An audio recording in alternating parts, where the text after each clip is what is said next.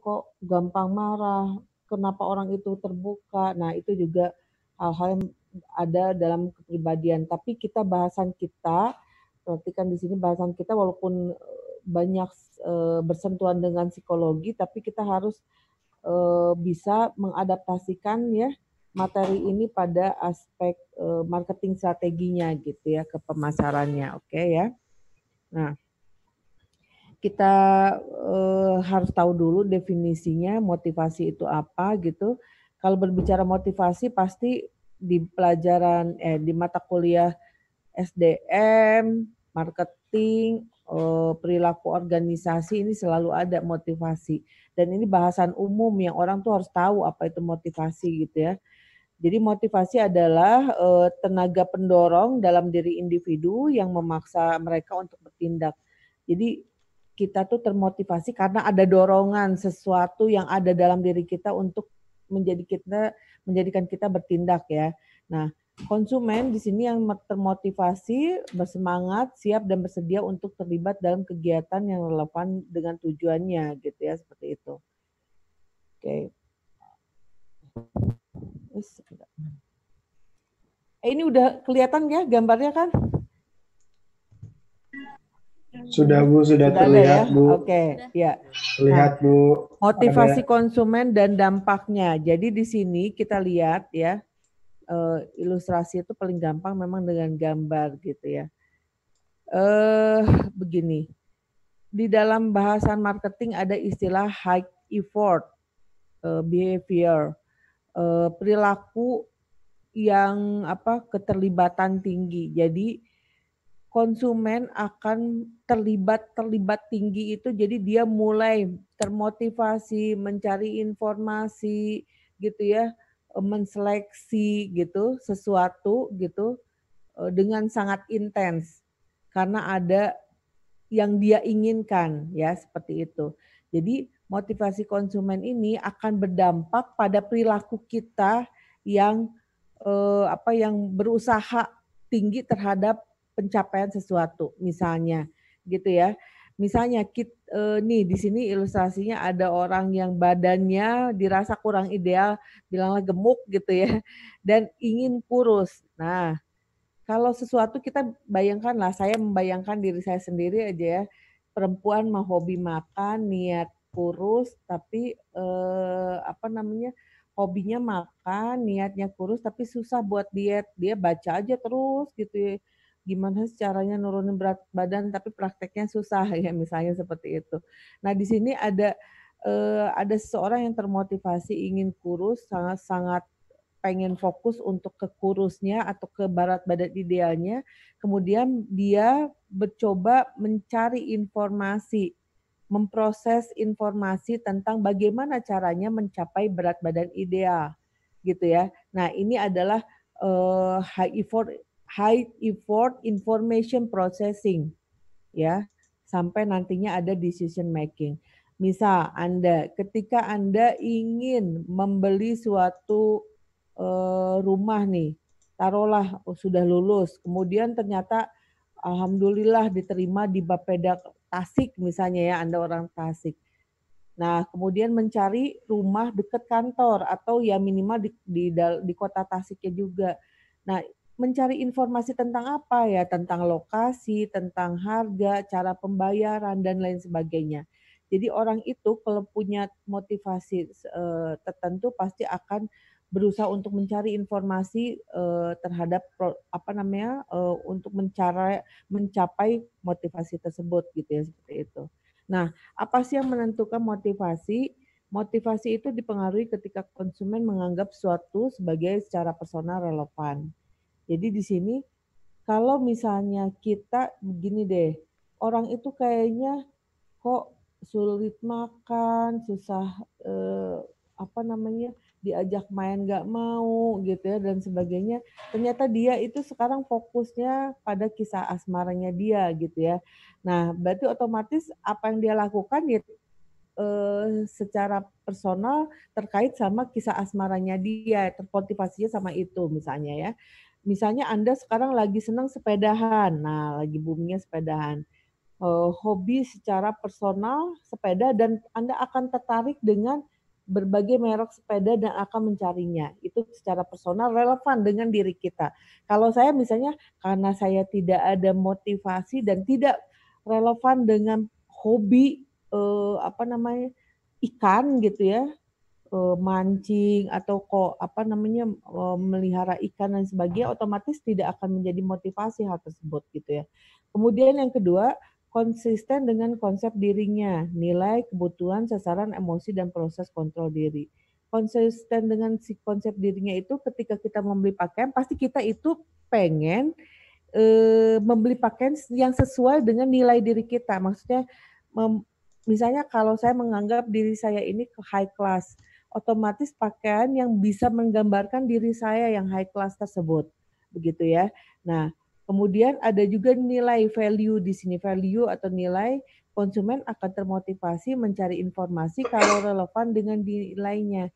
Nilainya itu apa yang dianggap dia penting ya, apa yang dianggap dia penting, misalnya kejujuran gitu ya, disiplin, kebersihan gitu ya. Buat dia tuh suatu kebersihan itu hal yang sangat mutlak penting sehingga ketika dia makan cari warung, resto atau apa dia tuh sangat sangat merasa kebersihan itu hal yang mutlak buat dia gitu ya, seperti itu. Kebutuhan, nah ini juga akan dibahas khusus ya. Kebutuhan juga sangat menentukan motivasi. Kebutuhan adalah keadaan ketegangan internal yang disebabkan oleh ketidakseimbangan dari keadaan ideal ataupun yang diinginkan. Jadi gini, kebutuhan itu tidak diciptakan oleh marketing. Kebutuhan itu sudah ada sendirinya ketika kita lahir pun sudah ada tuh kebutuhan teh gitu ya. Nah, tapi si marketers di sini tugasnya adalah menyadarkan konsumen, menyadarkan pasar bahwa konsumen tuh butuh produk ini loh, begitu ya. Misalnya nih, vitamin itu butuh sesuatu yang dibutuhkan oleh badan kita, begitu kan ya. Nah, tapi banyak kita nggak aware terhadap kebutuhan akan vitamin C, apalagi kondisi COVID seperti ini, gitu. Nah, sehingga iklan, promosi, perusahaan menyadarkan kita, ayo minum vitamin C misalnya untuk menjaga stamina tubuh. Nah, seperti itu. Nah, di sini arti dari kebutuhan ada keadaan ketegangan internal yang disebabkan oleh ketidakseimbangan dari keadaan ideal atau yang diinginkan. Jadi keadaan idealnya di sini siapa ya yang hafal saya, misalnya Leo ya, ada Leo kan ya. Nah Leo misalnya ada Bu, ada. Ya Leo butuh sekali sepeda motor, alat transportasi, menginginkan sepeda motor kan ada sepeda, ada mobil. Nah, ketika belum tercapai keadaan tersebut, belum terpenuhi si motor tersebut gitu ya, pasti ada perasaan berkecamuk, mikirin terus ya, aduh terus aja gitu, nggak sampai dipenuhi baru dia berhenti tuh, teredam tuh ya, berkecamuknya tadi. Nah itu kebutuhan ya. Kemudian selain itu juga ada sasaran. Nah, sasaran ini hasil yang diinginkan, goals-nya yang diinginkan dari suatu motivasi. Misalnya, sasaran ada sasaran umum, ada sasaran khusus gitu ya. Kenapa tadi butuh sepeda motor? Karena ingin sasaran umumnya misal karena untuk memudahkan mobilitas Leo dalam kemana misal ke kampus, sekarang makan COVID ya, misalnya kalau kondisi normal aja ke kampus, kemudian ngapel mungkin ya, kegiatan hima dan sebagainya. Nah itu adalah sasaran ya. Nah kita lihat di sini, coba perhatikan ini gambar ini biar gantian nih ngomongnya dan kalian juga berpikir tentang gambar ini biasa. Saya kasih waktu 5 menit, kemudian jelaskan tentang gambar ini ya. Ini model proses motivasi ya. Silakan jelaskan. Saya udah punya nama-namanya sih di sini tadi motoin dari Google Classroom ya. Oke, so nanti saya panggil. Seperti biasa semua harus meng-on-kan kamera ya.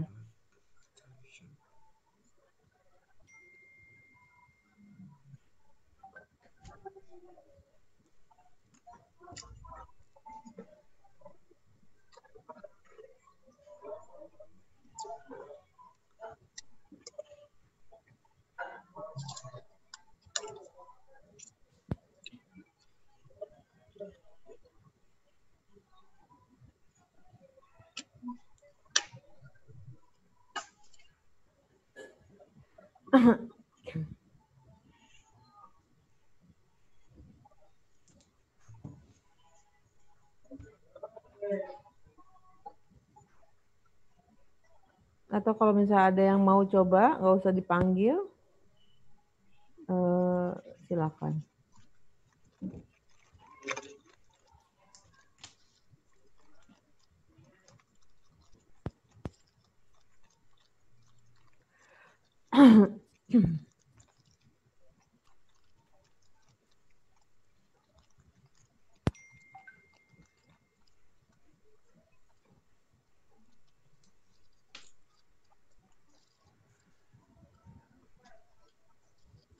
Ada yang mau coba?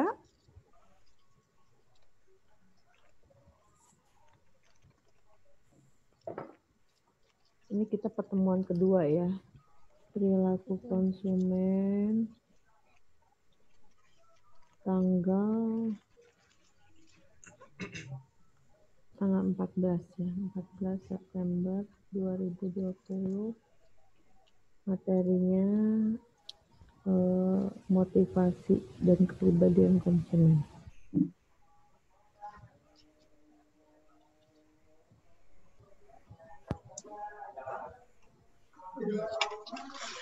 Oke, ada yang mau coba?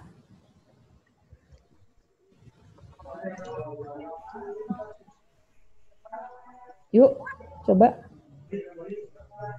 Saya panggil tuh ya.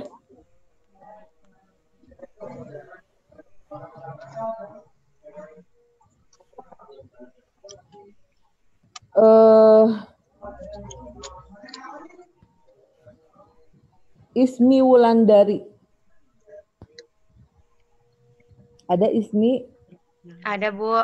Iya, silakan Ismi. Aduh, salah. Bentar.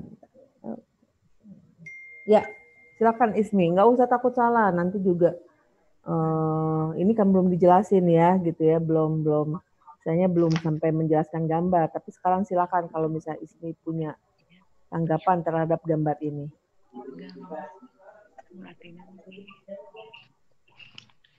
Kalau yang Ismi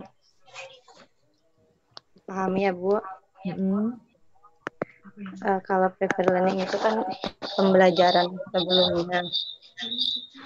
Terus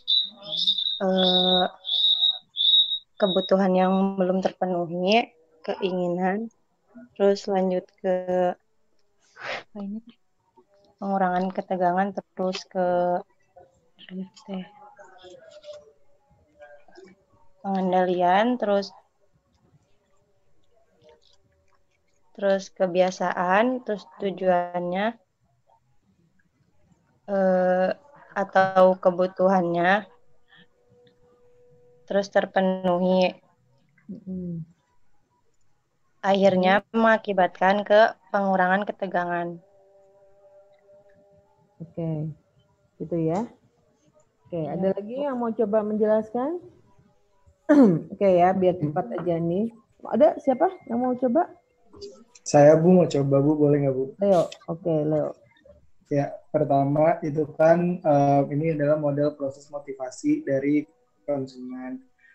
Adanya unfulfilled needs atau tidak terpenuhinya kebutuhan dan juga keinginan dari konsumen.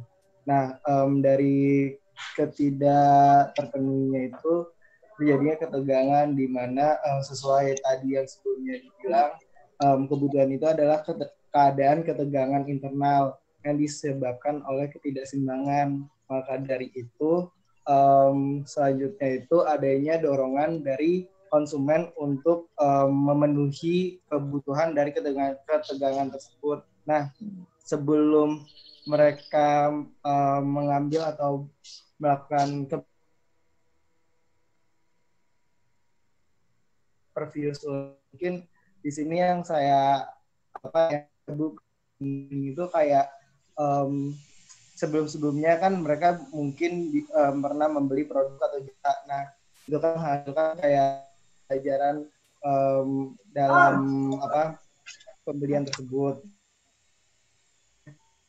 Juga dalam mengambil tindakannya itu dipengaruhi juga oleh proses kognitif dari konsumen tersebut.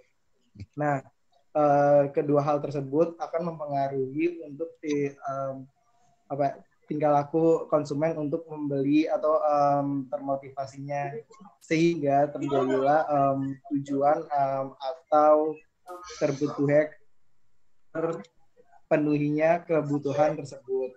Nah, dari hal tersebut akan adanya reduksi ketegangan, Bu. Nah, reduksi ketegangan ini akan kembali lagi ke ketegangan yang dibutuhkan oleh konsumen tersebut.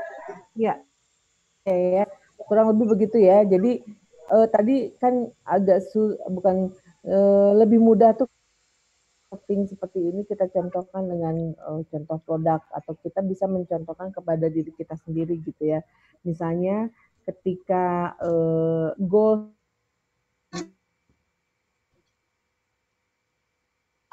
dari misalnya itulah tadi ya, sepeda motor gitu ya, pengen banget ya beli motor baru gitu kan, itu goal, sasaran kita ya. Nah, hal ini kan kita tarik mundur di sini ada unfulfilled, belum terpenuhinya kebutuhan-kebutuhan ya tadi, keinginan, hasrat, unfulfilled wants and desire, belum punya motor gitu, sehingga hal tersebut akan menimbulkan tensi. Kalau kita belum terpenuhi ya keinginan kita tuh, biasa kita tuh jadi kadang bisa jadi gampang marah atau heran terus, nggak konsen, nggak tensi, sehingga mendorong drive seseorang untuk berperilaku. Nah, berperilakunya ini ada faktor-faktor yang mempengaruhi perilakunya. Apa dia? Previous learning dan cognitive process. Ketika misalnya saya ingin membeli motor Honda atau Yamaha, itu ada previous learning-nya, ada pembelajaran yang saya dapatkan sebelumnya. Bisa jadi karena saya pernah beli motor Honda sebelumnya, atau ayah saya beli, atau saya pernah pinjam dan enaken gitu ya. Nah, itu adalah previous learning, ada pengalaman sebelumnya. Nah, cognitive proses pengetahuan saya, pemahaman saya terhadap produk tersebut gitu. Honda itu si bengkelnya banyak ya di mana-mana, spare part-nya tuh murah ya. Nah, itu cognitive proses, apa yang kita ketahui tentang si produk itu. Jadi ini pengalaman kita dengan pemahaman kita itu akan mempengaruhi perilaku. Sehingga dari perilaku ini, oh mantap nih beli motor Honda gitu ya. Akhirnya belilah si motor Honda tadi ya, Leo misalnya, sehingga dari udah beli itu otomatis kan akan terpenuhi kebutuhan ya. Udah beda loh kalau kita sudah tercapai apa yang kita inginkan, itu tensionnya sudah tereduksi, turun, ya kan? Nggak jadi marah-marah lagi, jadi happy dan sebagainya. Begitu ya kurang lebih. Oke, kita lanjut. Nah, ketika kita berbicara kebutuhan ya, kebutuhan itu karakteristiknya atau sifat dari kebutuhan itu dinamis. Yang pertama dinamis. Apa itu dinamis? Nggak pernah kebutuhan itu selesai gitu. Dari kita kecil sampai besar itu pasti terus ada butuh ini, betul tidak? Ya kan? Sifatnya dinamis dan bukan statis kebutuhan itu. Walaupun dia seorang yang nggak punya bisa dikatakan tinggal di desa, apakah di desa memiliki kebutuhan yang itu aja, enggak juga gitu. Pasti ada terus dinamika dalam kebutuhan, tapi mungkin kedinamisannya, kekompleksannya tidak seperti orang-orang di desa, di kota misalnya ya, akan kebutuhan itu ya. Kemudian ada dalam hierarki. Nah, ini yang akan kita pelajari. Jadi kebutuhan ini di slide selanjutnya ya. hierarki itu kan jenjang, tingkatan gitu ya. Jadi kebutuhan di sini bertingkat, berlapis. Ketika kebutuhan di bawah telah terpenuhi, dia akan naik terus ke atas. Gitu ya. Kalau coba deh cobain, kalian sudah sekarang masih jadi mahasiswa, masih uang saku dari orang tua gitu ya. Dikirim dari orang tua misalnya 500.000 sebulan. Harus cukup aja pokoknya, itu di luar kos ya, pokoknya transport dan sebagainya harus cukup segitu. Nah, dengan 500.000 kita bisa survive ya ketika kita kuliah. Nanti udah lulus kuliah kita kerja. Itu terus gitu. Naik kebutuhannya nggak cuma kebutuhan standar aja, tapi udah bertingkat terus ya. Kemudian, nah kebutuhan itu apakah tadi kata Leo dari internal, konflik internal kita saking kepengennya, dari ada rasa kepengen yang timbul dari internal, tidak selalu. Bisa juga dari eksternal, dipanas-panasin orang sehingga kita pengen gitu. Misalnya nih, kalau saya dari tadi ngomong terus, kemudian saya pengen minum, itu internal, ya kan, haus gitu. Atau saya puasa nih sekarang gitu kan, Senin. Nah itu jadi haus internal namanya. Tapi ketika saya ngelihat iklan Coca-Cola, itu kan secara refleks ya, jadi ngelihat aduh Coca-Cola lagi saum gini terus dingin, aduh gitu. Nah itu eksternal ya. Nah jadi hal tersebut terangsang secara internal atau eksternal itu bisa. Nah kemudian kebutuhan dapat menyebabkan konflik, ya bisa. Gimana maksudnya? Kadang kita bisa menjadikan misalnya kita satu sisi butuh butuh hal tertentu, tapi satu sisi butuh yang lain. Itu kan jadi pak betot-betot, istilahnya itu pak tarik-tarik gitu ya, seperti itu. Nah, ada yang tahu dong kebutuhan Abraham Maslow ya, teori hierarki, teori kebutuhan dari Abraham Maslow ya. Coba, siapa yang mengenal ini? Apa sih dasar dari kebutuhan Abraham Maslow ini? Biasa bisa menjelaskan siapa? Bu, ya. Jelasin. Enggak. Saya mau mencoba jelasin teori hierarchy of needs dari Abraham Maslow. Yang pertama itu yang paling dasar itu ada kebutuhan fisiologis, yaitu ya kebutuhan dasar dari manusia gitu kan.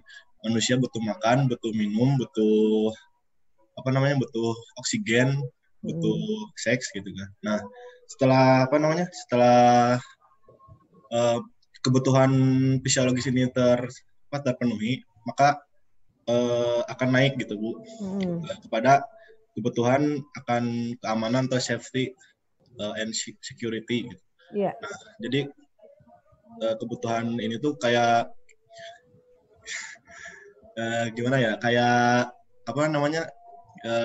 jadi udah kebutuhan dasarnya terpenuhi. Nah, manusia itu butuh rasa aman, kayak kita butuh rumah, butuh stabilitas dan lain-lain gitu Bu. Nah, terus kalau udah merasa aman nih sebagai manusia gitu, akan naik lagi gitu kepada kebutuhan sosialnya gitu Bu.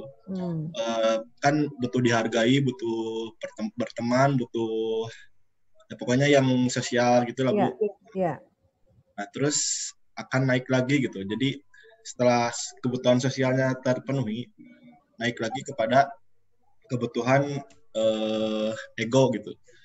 Di sini tuh jadi si manusia itu kayak gimana ya, perlu membuktikan diri lah gitu, mencitrakan dirinya tuh bagaimana gitu, butuh pengakuan lah gitu Bu. Iya. Gitu. Nah terus naik lagi ke self aktualisasi diri dari seorang manusia itu Bu, yang terakhirnya itu. Oke. Ya, betul ya. Intinya dari siapa ini tadi? Deda Bu. Deda, ya. Intinya apa yang Deda katakan udah betul itu, ya. Jadi memang begitu, itu hierarkinya, tingkatannya begitu ya. Tapi filosofi dari kebutuhan Abraham Maslow ini bahwa katanya motivasi manusia itu bertingkat gitu ya. Nah, tingkatan yang nih, teori ini mengenal 5 tingkat dasar kebutuhan manusia yang diurutkan berdasarkan dari tingkat yang paling rendah ke tingkat yang lebih tinggi. Kebutuhan pada urutan yang lebih tinggi menjadi kekuatan penggerak apabila kebutuhan di bawahnya telah terpenuhi. Jadi, ketika kebutuhan di bawahnya telah terpenuhi, tadi ya, physiological needs telah terpenuhi, kita itu nggak menjadi hal yang memotivasi diri kita lagi. Karena kita udah dapat itu gitu loh. Paham ya? Nah, itu kemudian kita akan naik ke kebutuhan selanjutnya, safety atau security needs.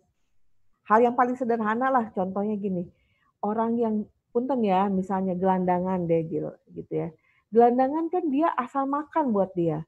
Dia nggak penting buat dia ini mengandung boraks, kadaluarsa gitu ya. Pokoknya dapat makanan, kelihatannya apa namanya, kelihatan makanan yang bisa dia makan, udah itu akan buat dia yang paling penting dia kenyang. Physiological needs.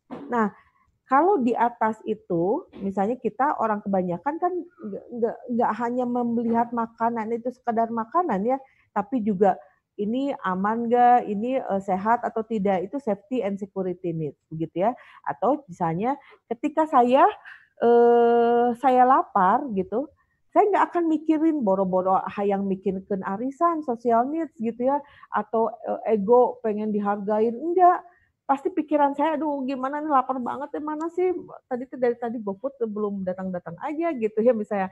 Itu jadi saya masih berpikir terhadap di yang paling bawah dulu. Nah, jadi ketika yang di bawah ini sudah terpenuhi, baru nanti kita tingkat ke atas gitu.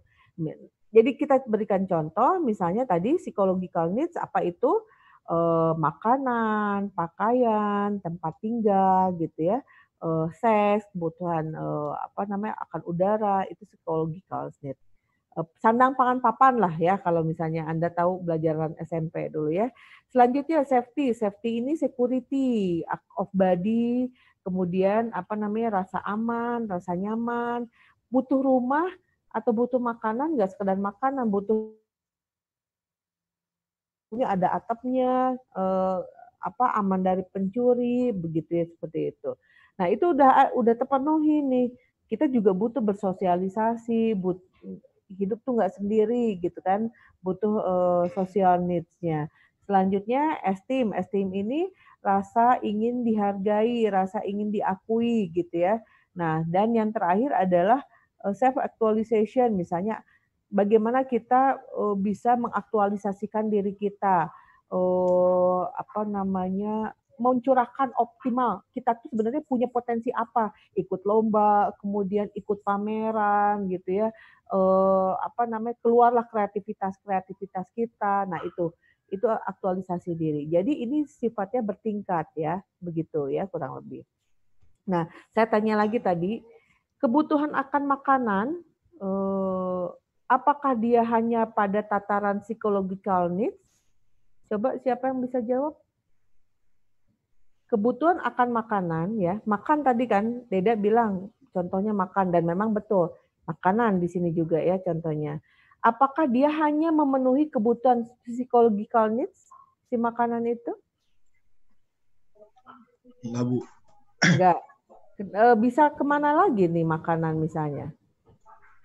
Ke ini safety sama ini sih, Bu, kayak pengakuan gitu, bukan? Sekarang banyak yang makan-makan tuh dipoto-foto buat diakui. Betul, gitu. Nah itu dia. Jadi ketika misal ya, saya atau misalnya Deda nih udah jadi general manager gitu kan, Ari makan, kalau makan untuk diri sendiri mah, makan aja yang ada di rumah. Tapi kebetulan ini mau menjamu calon klien. Cukup nggak di KFC misalnya, karena dia klien besar, pasti ngajaknya ke kafe.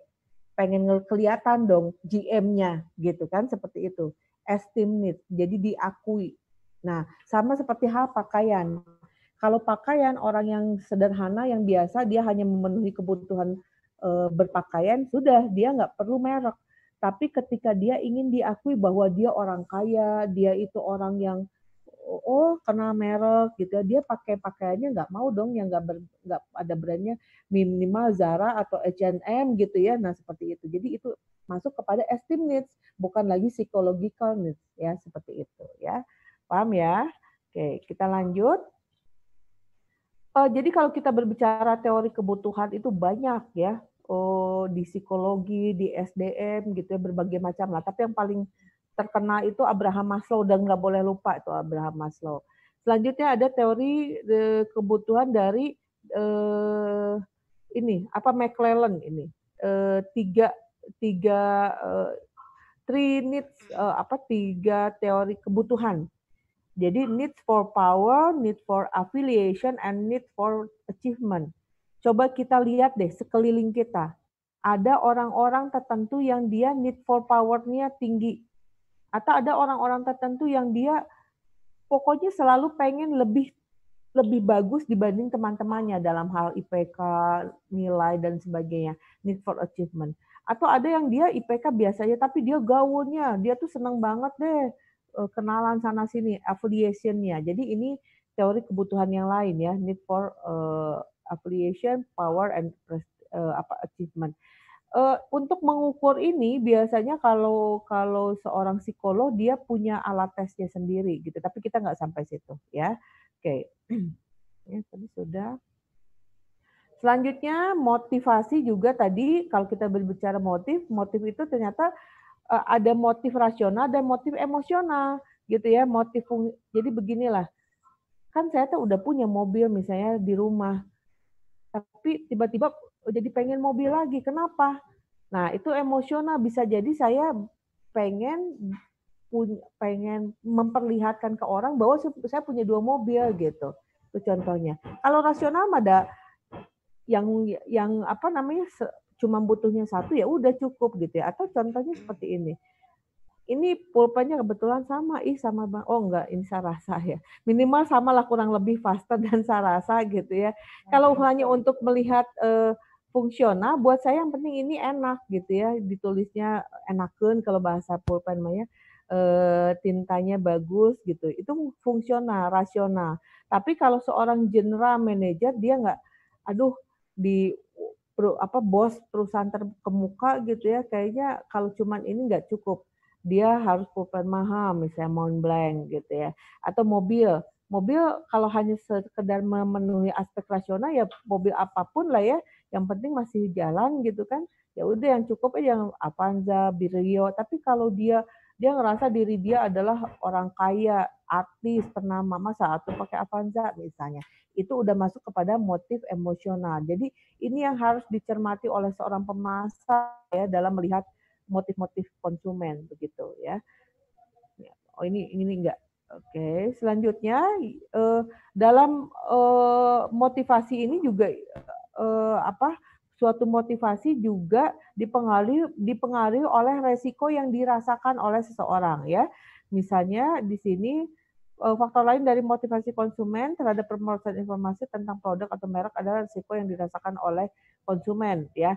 Misalnya dia tahu bahwa dia itu termotivasi sekali untuk membeli mobil tadi ya, Alphard misalnya. Nah, uang ada nih ya, tapi dia takut karena jalan yang dia lewati menuju ke rumah itu jalannya kecil, potensi untuk kesenggol. Kalau papasan sama mobil lain tuh tinggi. Atau misalnya inilah yang paling sederhana. Motivasinya adalah ingin membeli makanan enak gitu ya. Tapi resiko dia adalah kolesterol kalau makan enak tuh. Tuh dia lagi pengen apa sih, misalnya sop buntut gitu ya. Sop buntut sama jus alpukat. Nah, dia menghadapi pada risiko yang nanti akan dia rasakan adalah naiknya kolesterol. Itu akan meredam motivasi. Nah, seperti itulah ya. Itu kurang lebih. Itu dari motivasi. Sampai sini silakan ada pertanyaan tidak untuk motivasi sebelum saya lanjut kepada slide berikutnya. Untuk pertemuan minggu depan nanti saya kasih tugas dulu ya sebelumnya. Jadi nggak hanya saya yang menjelaskan gitu. Kalian juga kita gantian. Biasanya begini, kalau hanya satu arah, kalian mendengarkan, bisa apalagi jam segini, saya ngantuk pastinya gitu. Kita juga ada kelas yang aktif ya. Kalian sebagai mahasiswa juga aktif berdiskusi, mempresentasikan dan disajikan begitu ya. Oke, sampai sini ada tentang motivasi dulu sebelum lanjut kepada kepribadian ya. Oke, yang lain lah yang nanyanya jangan Leo lagi aku beda gitu, yang lain. Siapa saya, ini? Bu. Hendra. Oke, Hendra. Silakan. Ini Bu, saya mau menanyakan tadi di model yang kebutuhan. Mana tuh?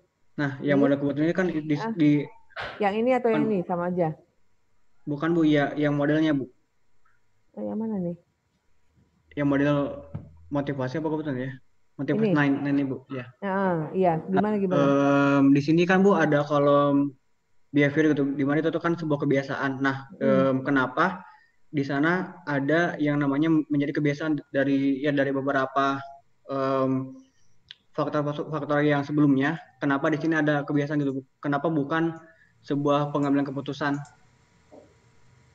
Gimana ini teh?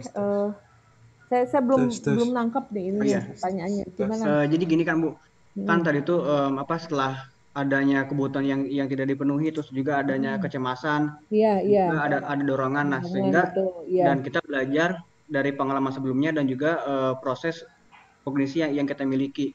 Nah lalu kan di sana tuh setelah itu ada pengambilan keputusan. Tapi yang di sini adanya itu adalah kebiasaan. Kenapa gitu Bu? Yang ada di kolomnya adalah sebuah kebiasaan. Mana ini teh kebiasaan? Behavior. Bukan kebiasaan atau perilaku itu mah? Ya, tapi yang keputusan gitu Bu. Iya, ini adalah perilaku ya, behavior itu perilaku. Perilaku itu kita berbicara nanti ada apa namanya, perilaku itu lebih kepada kan gini, sikap itu ada kognisi, afeksi dan perilaku. Perilaku itu udah pada tindakan untuk, nah tindakan udah pada keputusan untuk membeli. Jadi tindakan akan memenuhi kebutuhannya dengan cara buying decision process.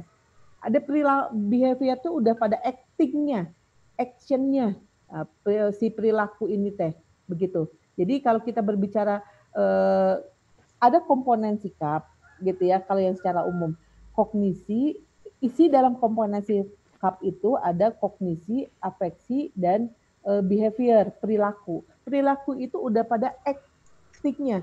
Kalau kognisi itu pada pemahamannya gitu ya, pemahaman apa yang kita pahami, afeksi itu apa yang kita rasakan, behavior itu udah pada apa yang akan kita lakukan, tindakan. Nah, tindakannya itu bisa membeli, bisa ngambil, nyopet, bisa aja itu boleh. Ya bukan boleh, itu dimungkinkan atau meminjam. Gitu ya, perilakunya ini nih, perilaku untuk memenuhi kebutuhan itu. Misalnya tadi kasus Leo ya. Leo ini pengen beli motor Honda gitu kan. Pengen goalsnya itu dia bisa punya motor Honda. Ya. Nah, perilakunya Leo untuk memenuhi motor Honda ini gitu ya, ternyata bukan beli, tapi rental setahun. Ada temennya kebetulan dia pulang ke Sumatera, misalnya Leonya masih di Jawa, soklah ntar aku balik lagi sih tahun depan, pinjemlah sok harga temen. Nah, ya udah itulah, siapa tahu nanti kan lumayan tuh tahun depan mah bisa beli yang baru. Itu juga kan bisa, nggak harus buying kan gitu loh. Ya, dalam memenuhi kebutuhannya tadi gitu, dalam memenuhi goals-nya tadi. Begitu ya Hendra ya? Ya, Bu, paham Bu sekarang. Ya. Jadi tapi bagus pertanyaan Hendra. Jadi dia ngerti. Kalau saya melihat ini Hendra berarti ngerti kenapa behavior di sini tapi bukan buying gitu ya, bukan membeli. Karena yang namanya bukan disposisi, dalam memperoleh akuisisi suatu produk itu tidak harus buying. Bisa rent, meminjam, bisa mengambil, bisa mendapatkan dari warisan gitu kan ya. Nah, seperti itu. Tapi ya memang umumnya di sini kan memang membeli begitu ya. Seperti itu. Oke, ada lagi? Silakan. Bu, kalau saya tidak mau tanya, Bu. Siapa ini? Nurung, Bu. Nurung, ya gimana Nurung? Nah, ini agak di luar ini, Bu, tapi masih ada sangkut pautnya. Nah, waktu kemarin kan sempat ada riset marketing, kita dituntut untuk mencari tahu apa yang dibutuhkan atau mau oleh konsumen. Sedangkan sebagai marketer kita juga dituntut untuk meningkatkan atau menyadarkan konsumen bahwa produk yang ditawarkan itu berguna. Nah, jadi dalam melakukan riset tuh kita bertanya apa yang dibutuhkan konsumen, padahal konsumen tersebut tuh masih belum sadar gitu loh, Bu. Masih belum ada motivasi tentang produk tersebut. Itu gimana, Bu? Iya. Jadi dalam riset pasar itu yang pertama adalah menggali, kan jadi kebutuhan itu udah given ya, udah ada dengan sendirinya, udah ada sejak kita lahir. Yang namanya saya ketika lahir, kalian ketika lahir itu udah ya namanya alat transportasi dari zaman Nabi Muhammad tuh udah ada, tapi pakai onta gitu. Sekarang pakai ya kan, pakai motor, pakai mobil kan begitu ya. Udah ada alat transportasinya. Alat komunikasi dulu telepon kabel, sekarang handphone. Udah ada, kebutuhannya udah ada. Nah, konsumen itu yang paling penting adalah dibuat sadar bahwa dia itu membutuhkan alat ini, membutuhkan suatu produk tertentu gitu ya, membutuhkan alat transportasi sehingga dimunculkanlah, dipanas-panasinlah oleh si marketers produk jualannya dia, begitu kan ya? Nah, butuh minum. Kalau minum air biasa mah nggak cukup. Kalau Anda habis berolahraga, minumlah mineral water, Pocari Sweat, karena di situ banyak mineral, ion-ion tubuh terpenuhi itu. Nah itu, jadi kalau nggak diedukasi seperti itu kan si konsumen nggak ngeh juga akan si produk tersebut, begitu ya. Nah, pertanyaan selanjutnya adalah gimana, Nurung? Tadi kan waktu kita riset kan sebelum kita melakukan motivasi karya konsumen itu kan, Bu. Kan konsumen tuh masih belum tahu gitu loh, Bu. Itu tuh dibutuhkan oleh dia atau enggak.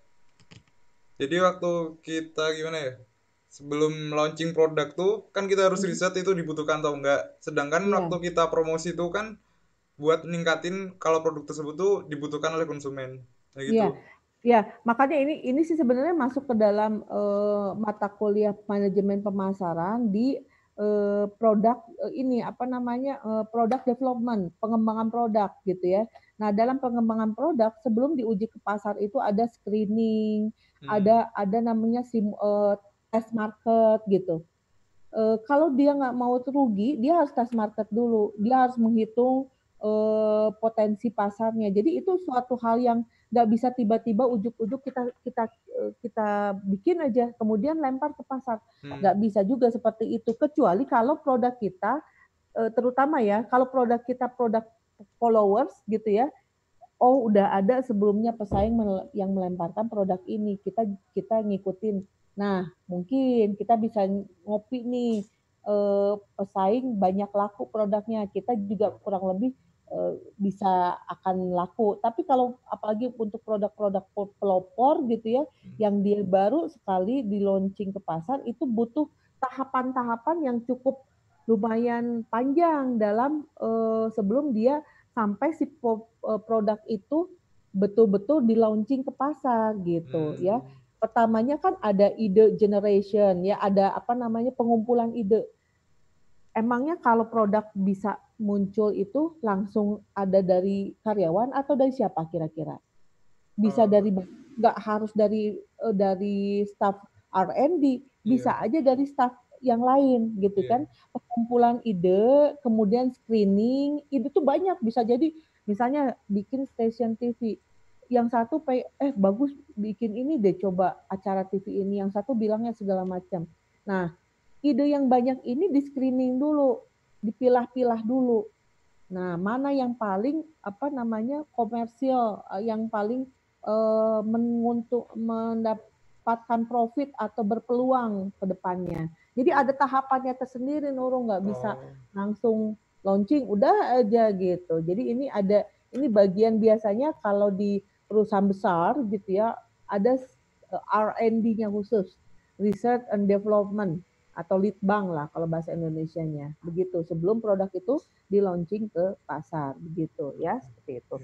Nah, kalau secara sederhana misalnya kalian diminta oleh di marketing untuk meriset pasar.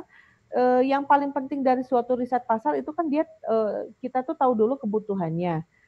Saya di pengantar bisnis selalu di bahasan-bahasan awal, di bahasan minggu kedua lah biasanya tuh. Ada needs, ada wants, ada desire, dan ada demand. Ya, ada buying power. Nah, kalau needs mah kan udah ada sebelum kita lahir, memang sudah ada. Tapi wants ini nih, keinginan ini nih yang harus kita juga pelajari gitu ya. Misalnya kebutuhan akan makan, semua juga butuh makan di sini. Di Indonesia, di Afrika, di Amerika, di benua manapun gitu ya, desa, kota, anak kecil, dewasa, semua butuh makan. Gitu kan? Itu needs-nya, wants-nya, keinginannya. Nah, keinginannya ini yang harus kita pelajari. Yang satu kalau orang Indonesia inginnya adalah makan nasi. Kalau ke India sana jangan ditawarin sapi karena keinginannya itu yang berbeda-beda. Keinginan itu muncul dipengaruhi oleh lingkungan, budaya, gitu kan? Ya, kenapa saya atau kita semua rata-rata harus makan nasi karena memang udah dicekokin makan tuh ya nasi gitu loh. Itu keinginan. Tidak cukup hanya kebutuhan keinginan, tapi juga buying power-nya, daya belinya. Ya udah kita bikin, kata Bu Arianis, ya udah bikin resto nasi aja, pasti nasi mah kan pasti akan laku terus ya kalau kita bikin di Pangandaran. Wah, langsung aja steak gitu ya, warung steak apa, harganya mahal. Ya nggak cocok lah di sana kelas mahasiswa, jangankan di Pangandaran, dimanapun kalau dia mahasiswa kita harus sesuaikan dengan buying power-nya mahasiswa.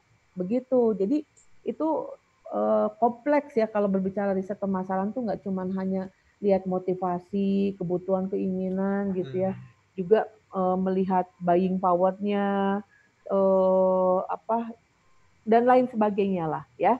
Begitu ya Nurung ya? Oke. Yuk, Angga. Lanjut ya. Sekarang kita kepada bahasan yang kedua tentang personality atau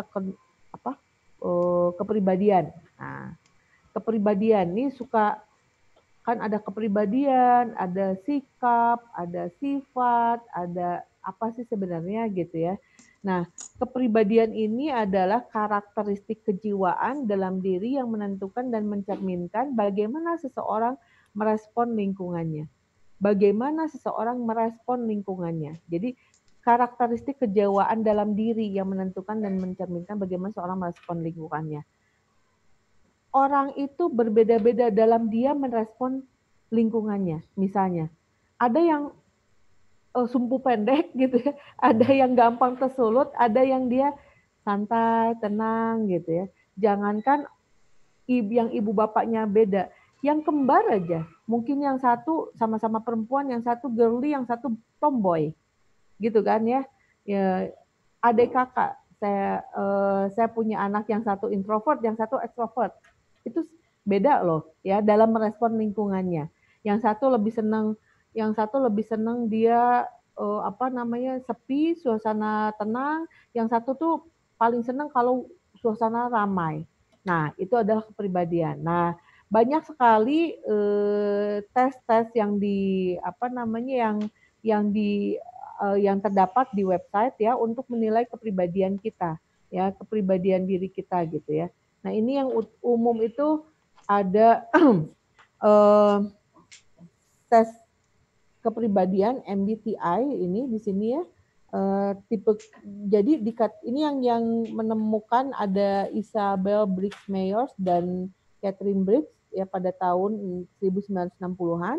Jadi dia menyatakan bahwa ada 16 macam kepribadian.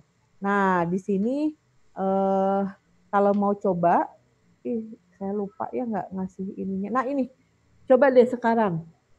Saya kasih waktu nih 5 menit untuk melihat kepribadian diri Anda. Ini seru lah pokoknya. Kelihatan ini http sintesa.net atau ini pakai ini ya, pakai HP ya, atau nantilah boleh dicoba sendiri ya. Ini rata-rata kuliahnya kalian pakai apa sih? Biasanya pakai HP atau pakai laptop? Laptop. Laptop, Bu. Ada yang HP, ada yang laptop. HP, Bu. Apa laptop? Oke. Kalau yang pakai laptop, pegang HP, coba sekarang bisa lumayan lah berapa menit ya, 7 menit atau 10 menit gitu ya. Nanti coba buka dan ini menjawab pertanyaan-pertanyaan dalam ini. Jadi intinya seperti ini nanti.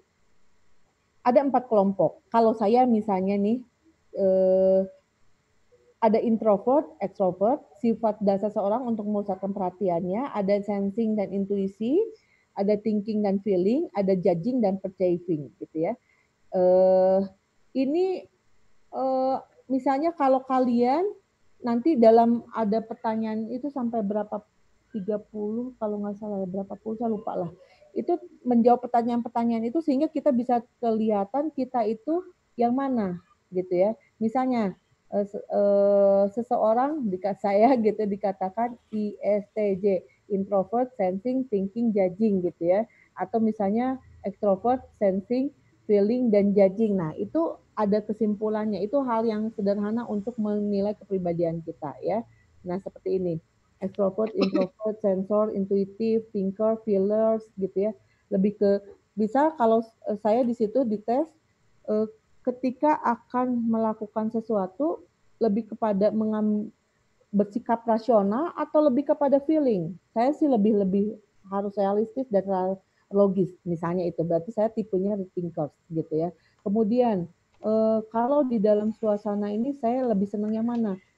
Ternyata intro. Ya itulah, silakan Anda jawab. Itu yang MBTI ya. Kemudian ada juga yang tes lain yang mungkin ada beberapa kali ya di sini pernah coba 4 tipe kepribadian, sanguinis, flegmatis, ya, melankolis dan koleris. Nah, itu yang mana yang dominan? Walaupun tidak jarang sih ya orang yang dominan sanguinis gitu, tapi ternyata sanguinisnya sangat 70% dikatakan sanguinis. Itu juga ada.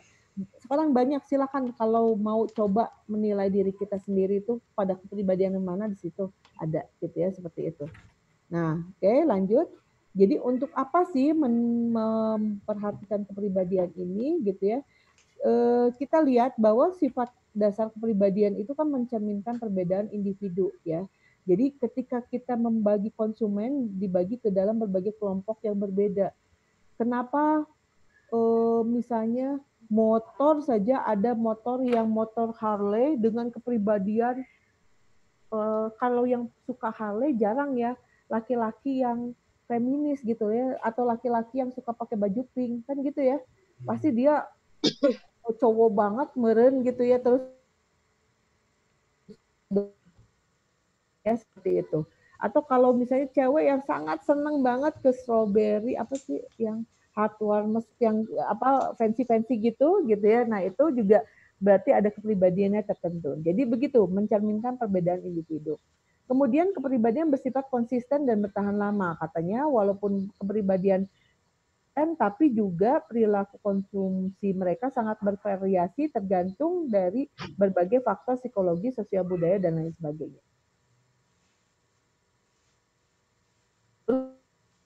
Walaupun konsisten, kepribadian individu mungkin berubah karena berbagai peristiwa hidup yang utama seperti kelahiran anak, kematian, atau promosi, karir yang besar. Kepribadian berubah dapat juga karena proses seorang menuju kedewasaan gitu. Misalnya dikatakan kalau dulu kok dia ini banget ya punya kok dia lagi cenderung introvert ya, cenderung tertutup, cenderung nggak mau cerita, cenderung benar-benar nggak suka sama pergaulan yang biasanya dia lakukan. Nah seperti itu bisa merubah kepribadian itu bisa berubah ternyata ya, begitu. Nah pasti kalian pernah atau belum tentu sih mendengar teori kepribadian Freud. Nah ini kalau orang psikologi pastilah pernah ya. Jadi bahwa dikatakan sistem dalam tubuh kita itu, sistem kepribadian itu ada 3 di dalam tubuh manusia, kepribadian manusia. Ada id, superego, dan ego. Nah, id ini adalah motif yang impulsif dan primitif. Sedangkan superego itu lebih kepada ekspresi moral, sosial, dan etika berperilaku. Sedangkan ego yang berfungsi sebagai pengendali menjaga keseimbangan antara id dan superego. Paham tidak? Pasti tidak paham. Karena memang kalau nggak mencerna dengan baik ini emang pusing ya. Jadi id merupakan motif yang impulsif dan primitif, gitu ya. Superego yaitu ekspresi moral, sosial, dan etika berperilaku, sedangkan ego yang berfungsi menyeimbangkan antara id dan superego. Kalau saya katakan binatang gitu ya, dia hanya punya motif id saja. Dia motif misalnya, punten ya, kalau binatang tuh kan dia mau nyolong, mau apa ya, buat dia sah-sah aja. Dia nggak pernah belajar tentang moral, sosial, dan etika berperilaku. Betul ya? Ya kan, kalau makhluk hidup, kalau selain manusia kan dia pernah belajar moral sosial, etika berperilaku. Nah, berbeda sama anak kecil yang masih bayi atau misalnya 1 tahun udah bisa makan nih. Buat dia mau makan di atas meja, mau makan pakai tangan kiri, nggak masalah. Tapi kitalah yang mengajarkan, ibunya lah yang mengajarkan bahwa itu nggak boleh makannya pakai tangan kanan. Jangan duduk di sana deh, nggak boleh di meja, di bangku sini. Nah itu. Jadi motif-motif impulsif dan primitifnya diajarkan, dikendalikan oleh superego. Nah selanjutnya ego di sini adalah pengendali yang menjaga keseimbangan antara id dan superego. Kan ada ginilah misalnya ya. Kalian itu ada motif rasa lapar. Rasa lapar ya. Misalnya ini lagi di kelas nih. Nah, lapar kan atau haus. Nah, tapi gak enak maknya makan di depan si ibu lagi ngajar di depan. Teman-teman nggak ada yang makan, tapi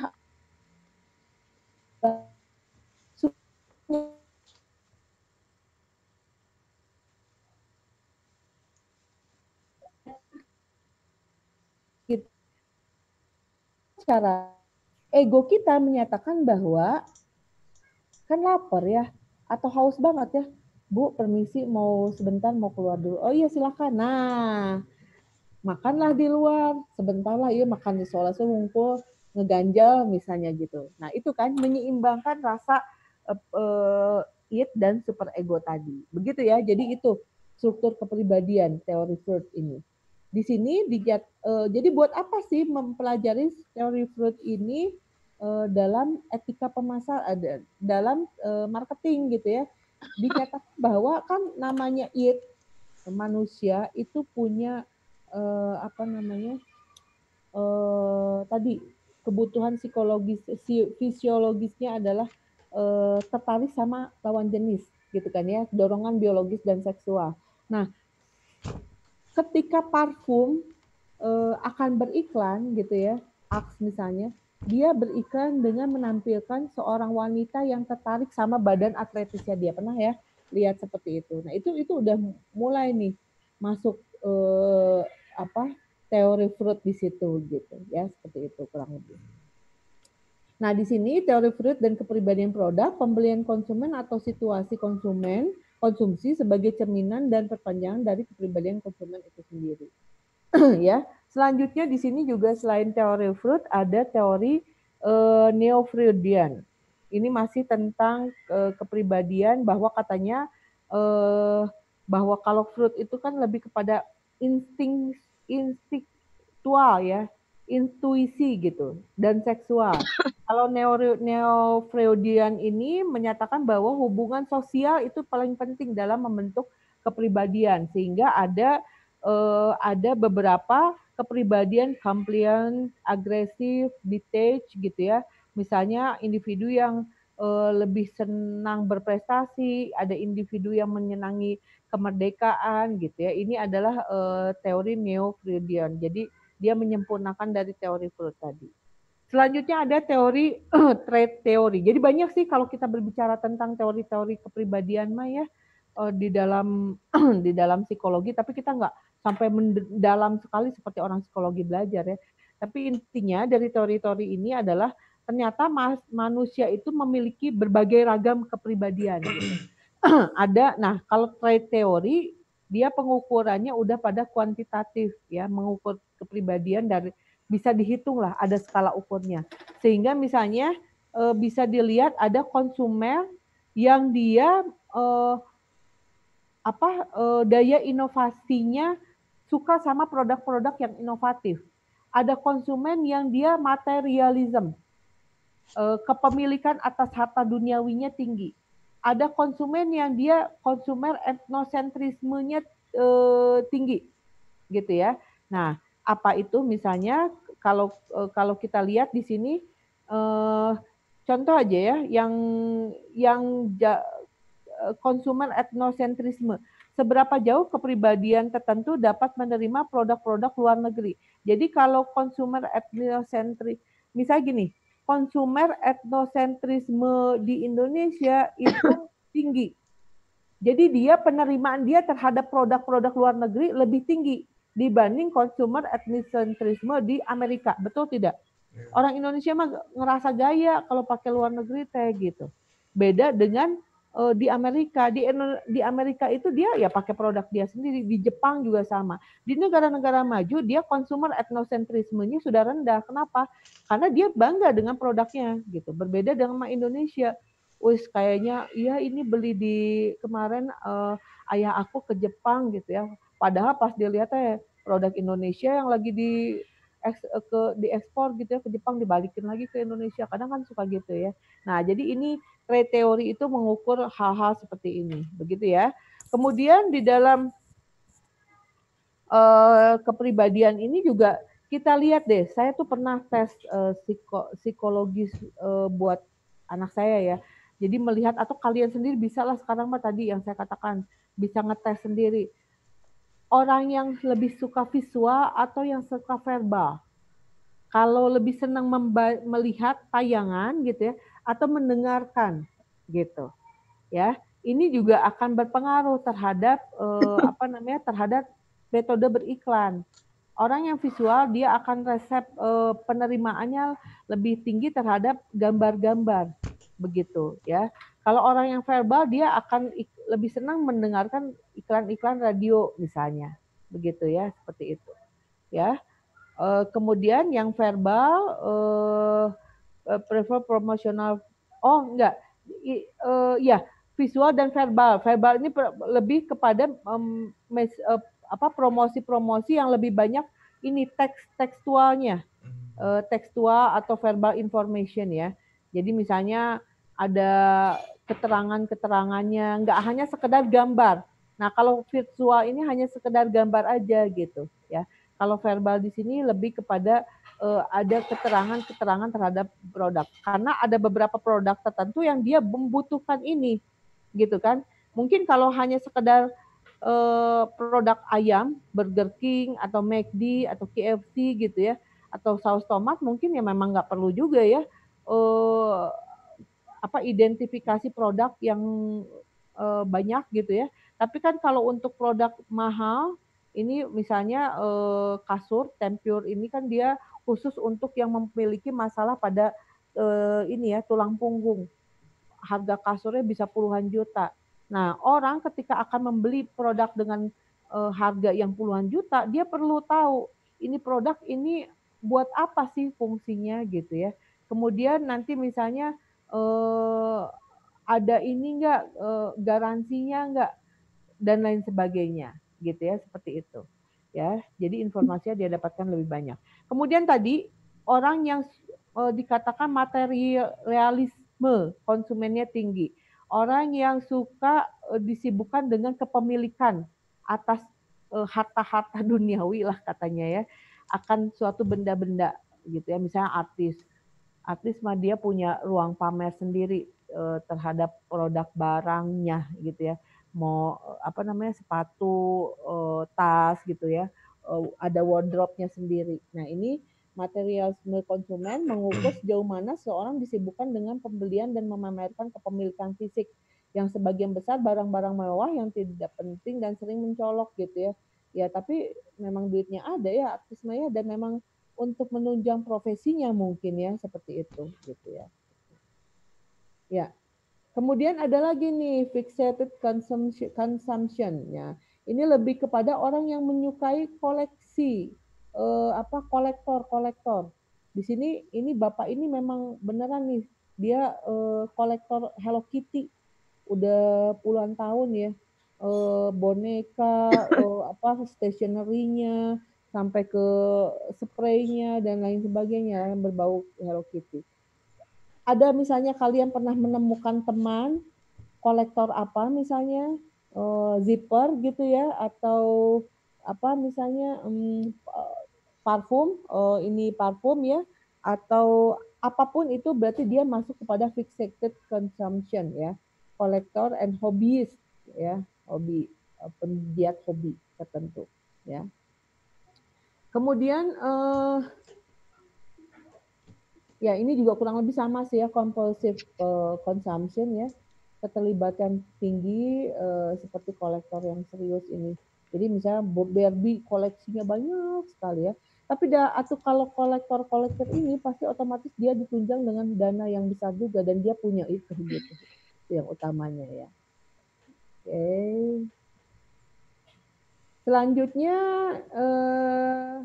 ada impulsive buying. Nah, orang yang punya kepribadian impulsif buying-nya tinggi, dia suka membeli produk yang secara tiba-tiba gitu loh.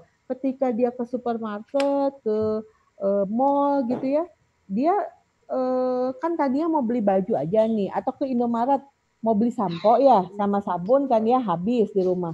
Tapi ini habis, ini aduh ini aja beli ah ya, itu berarti impulsif buying. Dan perilaku itu biasa selalu berulang. Di list daftar belanjanya ada 5 nih gitu ya, dan itu termasuk saya misalnya, ada yang dibelinya ada 15 gitu ya. Nah seperti itu impulsif buying. Biasanya konsumen wanita yang lebih banyak ya berperilaku seperti ini. Selanjutnya ini tadi etnosentrisme konsumen, perasaan salah konsumen ketika membeli produk dari luar negeri, perasaan salah. Tadi yang saya katakan, etnosentrisme konsumen kita mah perasaan salah konsumen Indonesia itu rendah ya, benar ya, rendah ya, karena dia nggak ngerasa bersalah beli produk luar negeri, malah ngerasa gaya begitu. Beda sama orang Amerika.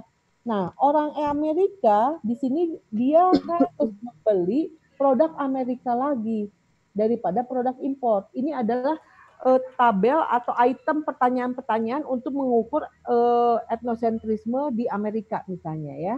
Yang kedua, kemudian produk-produk ya yang tidak ada di Amerika baru itulah yang boleh diimpor gitu ya. Kemudian nomor 3-nya dinyatakan bahwa membeli produk Amerika menyatakan bahwa membuat perekonomian atau orang Amerika tetap bekerja gitu kan ya, seperti itu dan lain sebagainya. Jadi ya mereka mau nggak mau terus membeli produk-produknya mereka sendiri begitu, seperti itu. Nah ini masih ada tadi sudah kepribadian manusia ya, kepribadian manusia dan kaitannya sama produk barang gitu ya, pemasaran. Dan ternyata di sini bukan hanya manusia yang memiliki kepribadian, tapi juga merek pun diberikan personifikasi atau kepribadiannya oleh si perusahaan.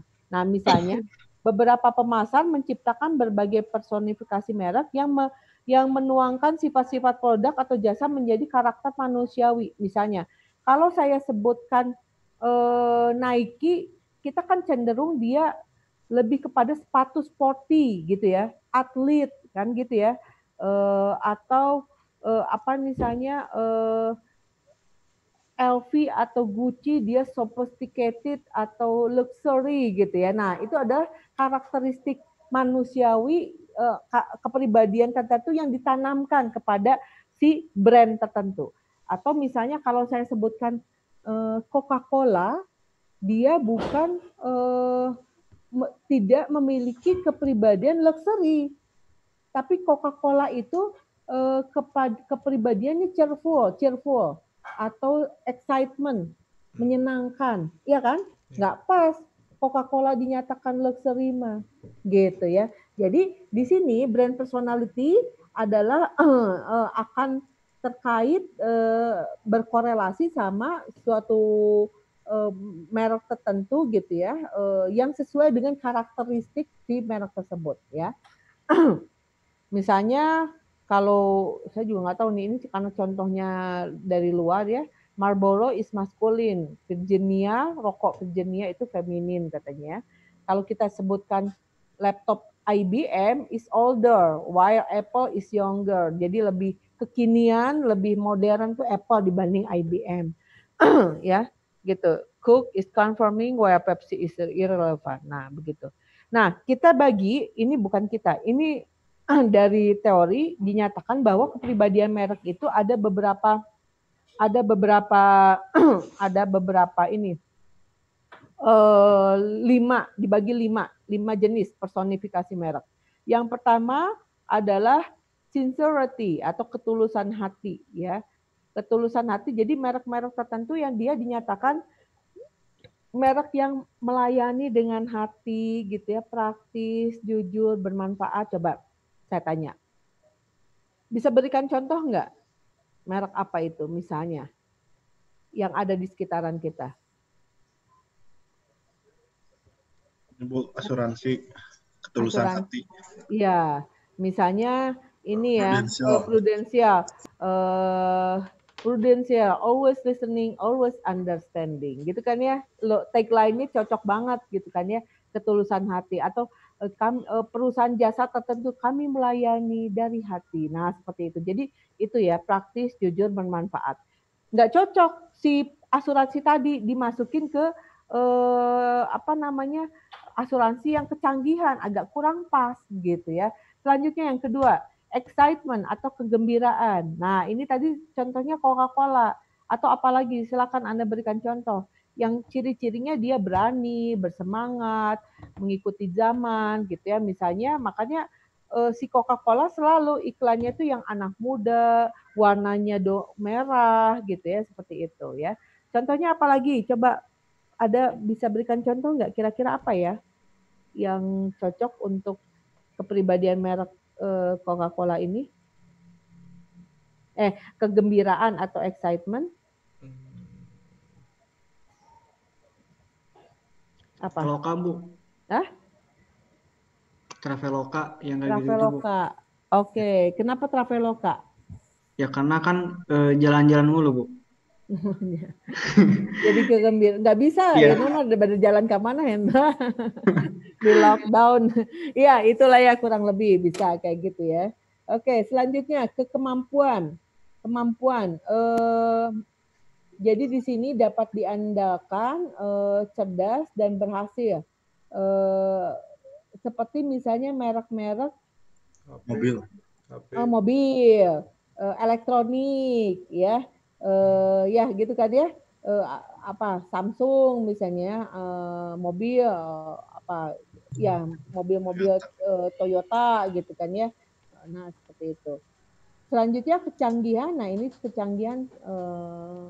kecanggihan di sini lebih kepada ini ya, sophistication artinya di sini kelas atas, luwes gitu ya, tadi yang contohnya LV, Gucci gitu ya, atau hotel bintang 5 gitu, nah seperti itu. Dan yang terakhir kekerasan di sini bukan tawuran, bukan smackdown gitu ya. Kekerasan di sini adalah outdoorsy gitu ya, kuat, lebih kepada macho gitu yang merek-merek pria biasanya. Tadi contohnya Harley Davidson gitu kan ya. Cocok kan di alam terbuka, orang yang kuat gitu ya. Cenderung pakai warna hitam, nah seperti itu. Jadi ini dia contoh-contoh dari jenis kepribadian ya. Itu dia untuk kepribadian dalam merek. Selanjutnya ini ada isu-isu lain dari yang terkait kepribadian. Isu kepribadian produk dan gender. Produk tertentu lebih cenderung produknya pria, produk tertentu lebih cenderung produknya wanita. Ya kan? Ada ya. Kalau zaman dulu selalu ada yang iklan sabun itu selalu wanita. Padahal laki-laki dia pakai sabun. Ya, sabun, sampo itu selalu wanita. Baru sekarang aja ada yang formen gitu ya. Dulu selalu yang namanya iklan Lux dari tahun 70-an itu sampai tahun 2000-an awal tuh selalu wanita gitu ya. Jadi seakan-akan sabun itu ya wanita gitu. Begitupun dengan kopi. Ya, kopi itu selalu identik dengan pria. Sekarang juga wanita banyak yang ngopi ya seperti itu. Selanjutnya Coca-Cola di sini contohnya. Kepribadian produk dan warna. Jadi kepribadian dihubungkan dengan berbagai warna khusus ya. Coca-Cola dihubungkan dengan warna merah yang ingin menggambarkan kegembiraan. Mobil mahal sering menggunakan warna hitam, ingin diartikan canggih. Coba kita lihat Alphard, jarang kan warnanya hijau gitu ya, warna-warni. Mungkin kalau mobilnya Brio atau apa boleh lah ya warna-warni, tapi kalau mobil-mobil mahal itu lebih kepada warna warna gelap ya seperti itu. Atau kita lihat kepada restoran kalau dia restoran kelas atas gitu warnanya nggak warna kayak warna resto Pizza Hut yang untuk keluarga karena berbeda gitu ya warnanya identiknya ya. Nah seperti ini tadi kopi untuk pria, sabun untuk wanita gitu ya, mobil hitam mobil yang mahal tuh biasanya warnanya hitam atau silver gitu ya seperti itu. Nah ya ini beberapa asosiasi merek dan artinya ya. Misalnya kalau produk yang ramah lingkungan gitu ya, aman, alami itu biasanya warnanya hijau. Kemudian kalau produk-produk yang yang canggih itu black. Kalau yang sifatnya informal, santai itu brown ya, kurang lebih seperti itu. Kalau produk-produk yang terkait sama vitamin C misalnya biasanya orange dong ya, nggak mungkin kan abu-abu gitu ya, seperti itu. Itu kurang lebih ya. Oke, sampai sini dulu lah. Cukup? Ada pertanyaan? Silakan. Kalau ada yang mau bertanya tentang kepribadian ya. Nanti untuk lebih banyaknya, untuk lebih lengkapnya, saya akan upload buku ya. Kayaknya nggak salah udah pernah deh di Google Classroom, lupa saya. Di yang Jatinangor udah, yang di sini coba nanti saya lihat lagi. Kalau belum nanti saya upload ya, biar bisa baca-baca, bisa tentang kepribadian, kurang jelas dari sini, baca dari buku itu, begitu. Ya, cukup sampai di sini. Ada pertanyaan? Ini kok saya belum lihat mahasiswanya karena ini dari tadi slide terus ya. Oke, mangga kalau ada yang mau bertanya.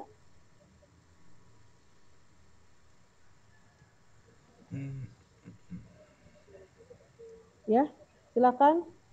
Ibu mau tanya, Bu. Yuk, mangga.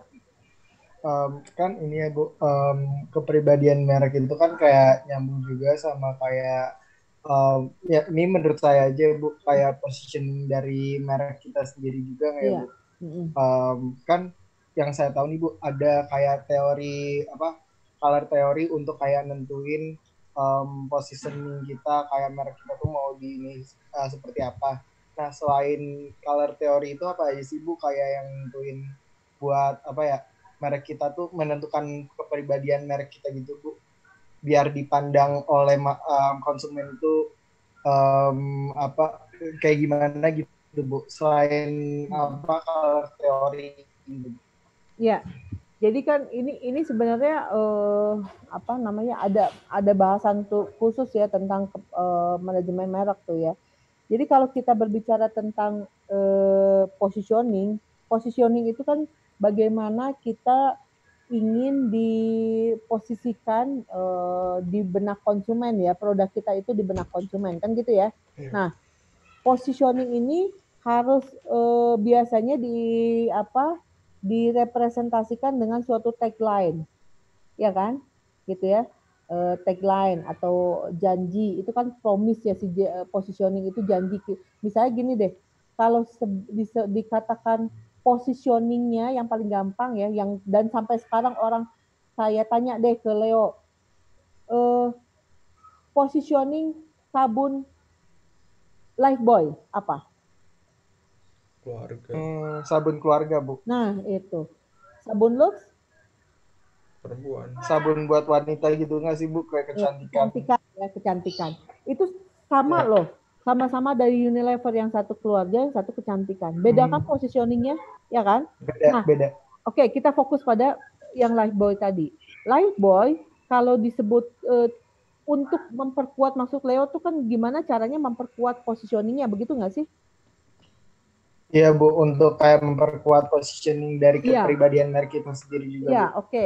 Nah, kalau kita sebutkan si Lifebuoy ini adalah sebagai sabun keluarga, otomatis semua positioning yang akan menggambarkan dia harus konsisten dengan taktik dalam marketingnya. Taktik itu udah pada hal-hal dalam implementasi marketingnya lah. Misalnya dalam hal pricingnya, dalam hal promosinya, kita sebut produknya jelas ya, udah jelas untuk keluarga.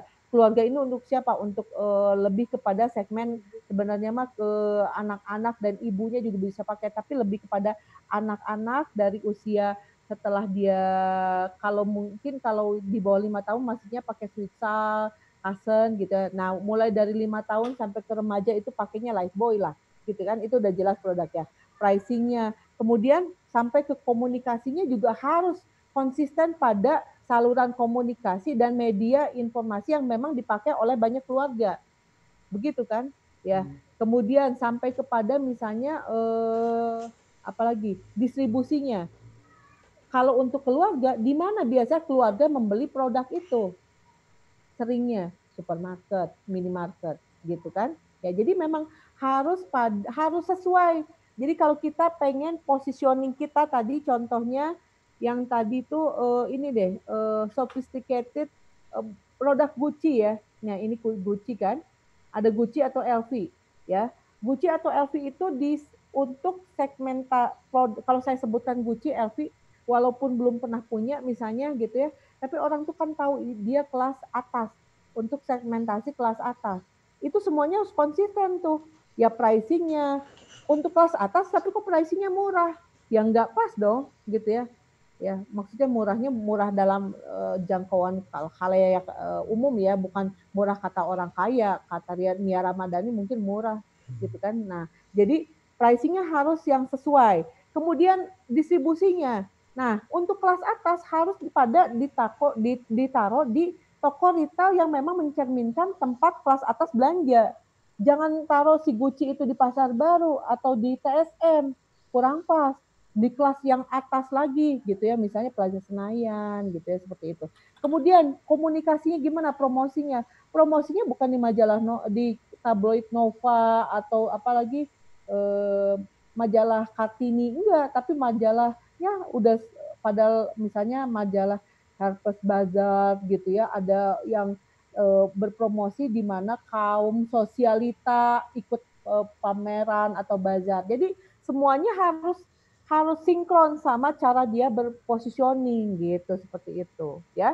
Jadi nggak bisa cuma satu hal, pada kita udah menetapkan positioningnya ini gitu ya, kemudian kepribadiannya ini udah aja. Nah aspek-aspek lainnya dalam pemasaran harus relevan sama positioningnya ini, begitu ya. Oke Leo, begitu ya Leo. Oh iya Bu, baik Bu, terima kasih Bu. Oke, mangga. Ada lagi, silakan terakhir. Saya mau nanya Bu. Yuk, siapa ini? Deda Bu. Hah? Deda mau nanya saya. Deda. Oke, Deda, iya.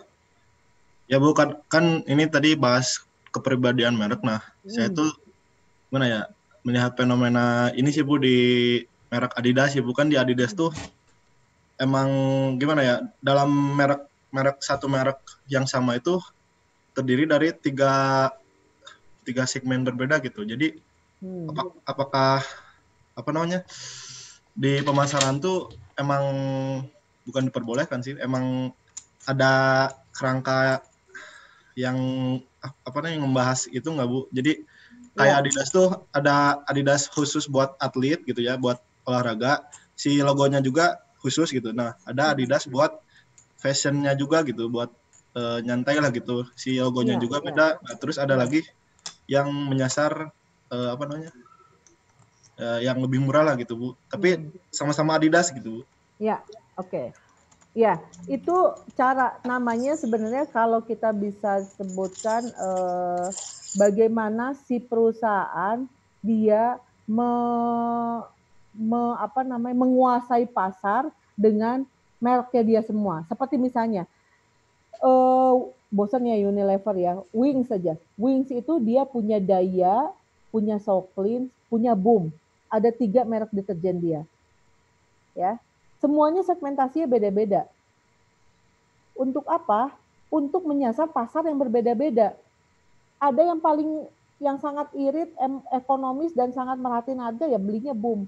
Yang segmen rada ke atasnya ya So Clean. Yang menengahnya ya Daya, misalnya seperti itu. Ya, sama halnya tadi sama Unilever. Ada ada Lux itu untuk yang perempuan, Dove untuk yang lebih ke atasnya dia karena lebih mahal sedikit. Kemudian tadi Lifebuoy untuk yang keluarga.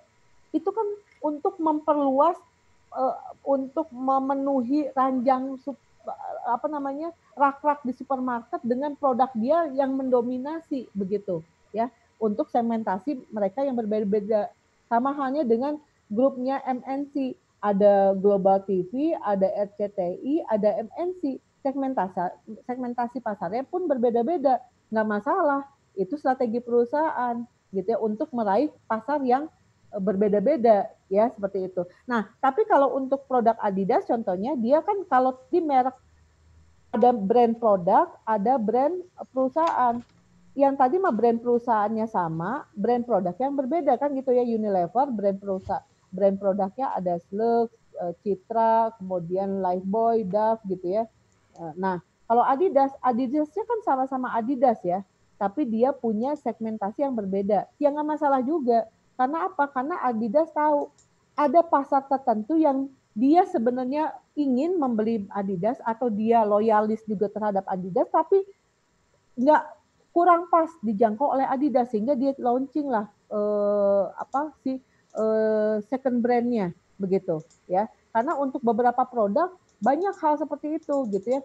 Ih mahal banget, tapi sekarang ada loh merek ini dia harganya murah gitu. Karena memang dia tahu ada pasarnya gitu loh. Ibis ya. Ibis itu kan Accor Group. Accor Group itu dia ada Novotel, ada Ibis, ada Sofitel, ada Mercure gitu ya. Ibis sendiri itu udah paling murah di grupnya Accor. Tapi Ibis itu sendiri ternyata ada Ibis budget lagi yang paling murah lagi di bawah Ibis. Boleh, nggak masalah. Karena tahu masing-masing itu punya segmentasinya masing-masing. Produk itu punya segmentasinya masing-masing. Ya, begitu ya. Siapa? Misalnya Coca-Cola lah.